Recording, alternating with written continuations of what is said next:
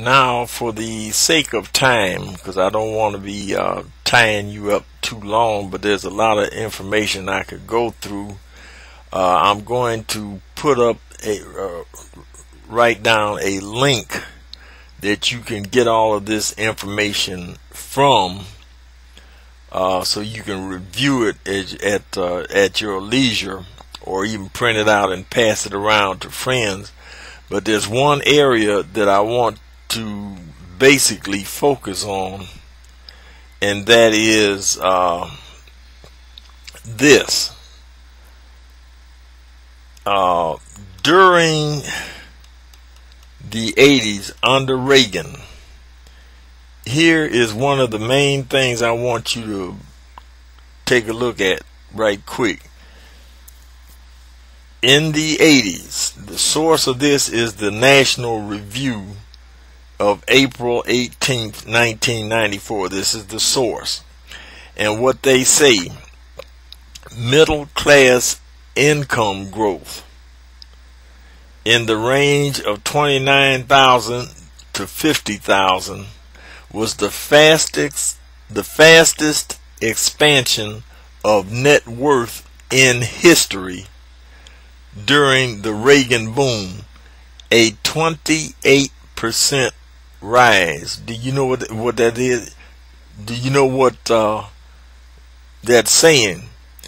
That the middle class exploded, and more people came out of the poor area into the middle class under the Reagan administration. And mind you, now we are talking about the times when Reagan cut taxes on the rich. But not only on the rich, like I said, one thing about it is we got to cut taxes on everybody, including the rich. And you can see what the end result is. It was the fastest expansion of net worth in history during the Reagan years. This is the National Review of April 18th, 94. Now also, median family income under Clinton dropped 1% in 1993 after adjusting for inflation. Today it is stuck at its lowest in a decade, down more than 7% from its peak. Now, from its peak now, in 1989, well, who was president in 1989? The first George Bush, which is what I was saying earlier. Clinton essentially rode in on a high level, but as soon as he got in and they start raising taxes and things, or basically what happened is they got Bush to raise the taxes, and what this led to was starting the decline of the middle class, going backwards after we had reached our peak in 1989. If Clinton had kept on to those policies, we would have still been going up instead of him raising getting Bush to raise the taxes, and then it was cut off. Now, the source of that piece of information comes from the Los Angeles Times, October 24th, 1994, by somebody named James Reiser. You have to excuse me because I'm reading this information as I'm going along. But here's the last thing I wanted to reveal to you. I'll put a link where you can get all this information and some more on what I'm talking about here. Is this the source is Martha Stratner of the USA Today. Her conclusion to what Reagan did is this. It says lowering taxes for everyone, businesses too, increases overall tax revenue. The revenue collected in 1986, the revenue, now mind you, now we lowered taxes on businesses, lowered taxes on the rich. Well, you know, I say businesses don't pay taxes anyway, but they lowered taxes on the rich and lowered taxes basically on everybody. And guess the revenue collected in 1986 was more than 4 times the revenue generated in 1979, 80, and 81. The conclusion is cutting taxes for business and everyone else actually increases revenue to fund all sorts of government programs. This is the total opposite of what the Democrats have been telling us. One example, there's a table that says the tax rates and revenue generated, and the rates the revenue generated in the billions. You will find out that in 1979, under the Carter administration, the revenue generated for government programs was $10.6 billion. In 1980, it went up to $11 billion. Now this is when Reagan started, it got the taxes cut. 1981, it went to $11.4 billion. In 1982,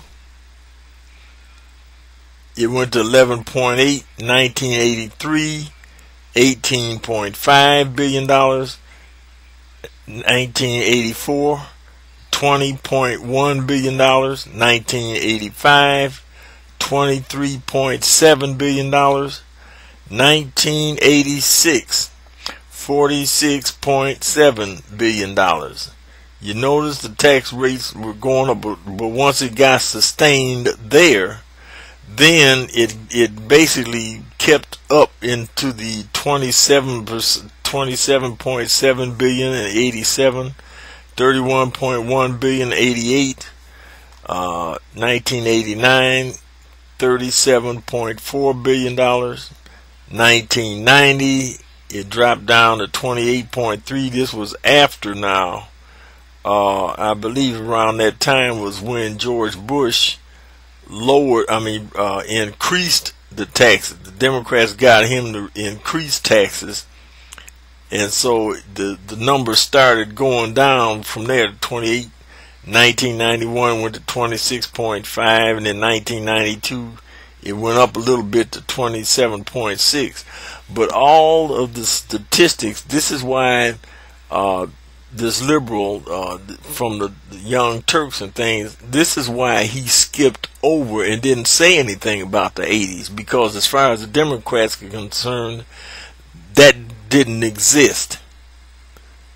It's almost like it's just something, that it was an anomaly, something that happens once in a while, and they don't want to admit it, because if they have to admit it and face the facts, then they have to come up with the conclusion that what they've been saying is a lie and everything that they're trying to do. Well, we can look now at raising taxes on the rich and so forth, and the argument is whether or not to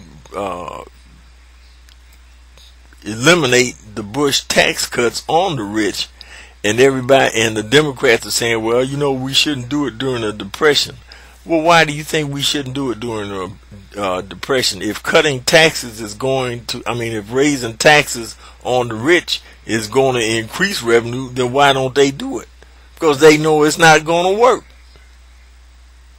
So I hope you got something out of that. And like I said, I'm going to post the link that you have to write down and go to this particular link and read all of the information that I have about this. But once again, like I said, liberal institutions and so forth want to deny the truth, but the truth is out there. And like the Bible says, you shall know the truth, and the truth will set you free. So I hope you got something out of that, and that you will do your research. Because when these Democrats start telling you all this stuff, if you don't know the facts, you'll fall in line with what they're trying to tell you. And then you keep wondering why we keep on getting in the mess we're in. Okay? Thank you.